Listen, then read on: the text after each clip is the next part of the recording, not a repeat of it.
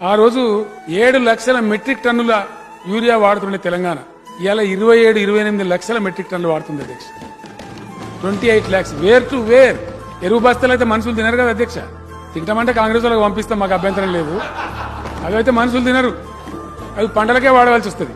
మీరు తమరు అధ్యక్ష, తమరు స్వయంగా ఎన్ని ఢిల్లీ చక్కర్లు కొట్టిండ్రు, ఎన్నిసార్లు సెక్రటరీ దగ్గరికి పోయినరు, ఎన్నిసార్లు మంత్రుల దగ్గరికి పోయినరు.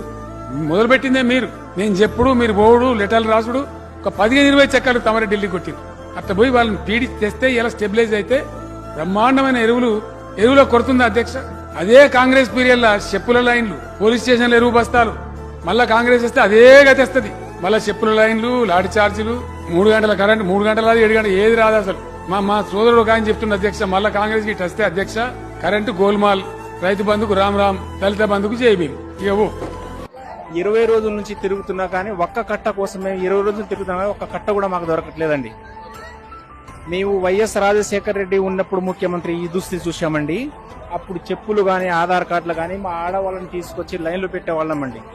ఆ దుస్థితి మళ్ళా 10-12 సంవత్సరాల తర్వాత మళ్ళా చూస్తున్నామండి.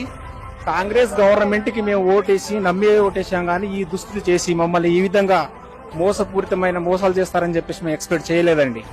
నమ్మి ఓటేసినందుకు మేము మాము అని చెప్పును కొట్టుకునే విధంగా చేస్తున్నాడు రేవంత్ రెడ్డి. బీఆర్ఎస్ 10-12 సంవత్సరాలు ఉంది కదా, 10 సంవత్సరాలు ఈ విధంగా మేము ఎప్పుడు యూరియా కోసం క్యూ లైన్ లో ఉండాల్సిన, వేచి ఉండాల్సిన ఎప్పుడు లేదండి. 2 సంవత్సరాల కాకముందే క్యూ లైన్ లో పెట్టి ఆడవాళ్ళని చూడండి ఎంతమంది ఉందన్నారండి.